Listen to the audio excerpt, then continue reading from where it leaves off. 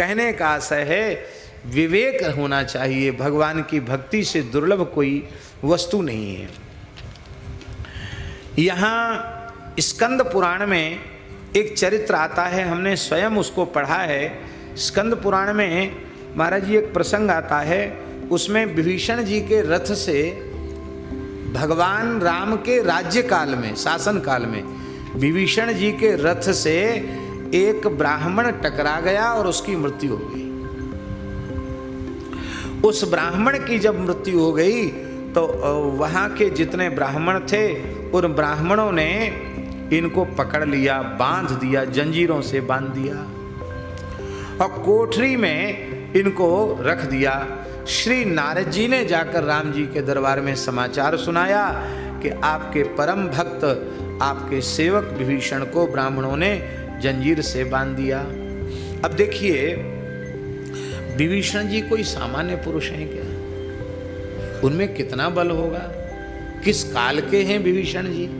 वे चाहते तो प्रतिकार नहीं कर सकते थे क्या? अवश्य कर सकते थे, लेकिन विभीषण जी की ब्राह्मणों के प्रति भक्ति, क्या हमसे अपराध हुआ है तो ये दंड दे रहे हैं, बहुत अच्छी बात है। उन्होंने कोई प्रतिकार नहीं किया, एक तरफा दंड को सहन किया। राम जी को जैसे ही समाचार मिला तो राम जी विमान में, पुष्पक विमान में बैठ करके तत्काल दक्षिण पहुंच गए और पहुंच करके भगवान श्री राम का ब्राह्मणों ने बड़ा स्वागत किया। भगवान श्री राम ने से ब्राह्मणों ने कहा कि भगवान आप का भक्त बनता है ये विभीषण, इसके रथ के चक्र से एक ब्राह्मण मारा गया है, तो इसको दंड देकर के आप धर्म की रक्षा करें। तो उस समय भगवान श्री राम ने जो वाक्य कहा है वो बड़ा अद्भुत है।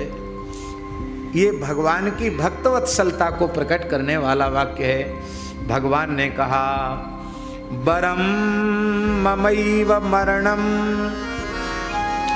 मद भक्तो हन्यते कथम राज्य मायुर्मया दत्तम तथैव स भविष्यति। भगवान श्री राम बोले कि देखो सेवकों के द्वारा किया गया अपराध स्वामी का होता है, तो विभीषण के सारे अपराध को मैं अपने सिर पर लेता हूँ।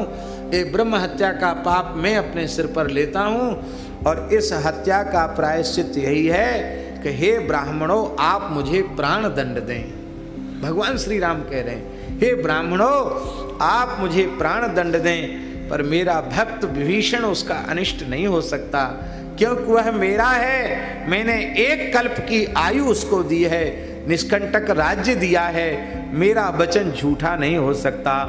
इसलिए हम ये नहीं कहते आप क्षमा कर दो विभीषण को।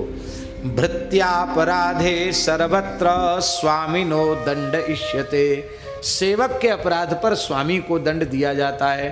तो राम जी सिर झुकाकर खड़े हो गए, बोले इसे छोड़ दो, हमको दंड दो, हमको बांध लो, जो चाहो सो हमारे साथ व्यवहार करो। इतना सुनते ही ब्राह्मणों के नेत्र भर आए, उनका हृदय विगलित हो गया और ब्राह्मण रोने लग गए। राम वाक्यम द्विजा श्रुत्वा विस्मया ब्रह्म। ब्राह्मणों ने कहा कि ऐसी ब्रह्मण्यता और ऐसी भक्तवत्सलता यह आप में ही देखने को प्राप्त हुई है, अन्यत्र ऐसी न भक्तवत्सलता दिखाई पड़ती है, भृत्यवत्सलता शरणागत वत्सलता दिखाई पड़ती है और ना ऐसी ब्रह्मण्यता दिखाई पड़ती है। तो भगवान ने कहा कि ब्राह्मण की मृत्यु हो जाए, हत्या हो जाए, ब्रह्म हत्या हो जाए, तो उसका जो शास्त्रीय प्रायश्चित्त है वो प्रायश्चित्त कराओ।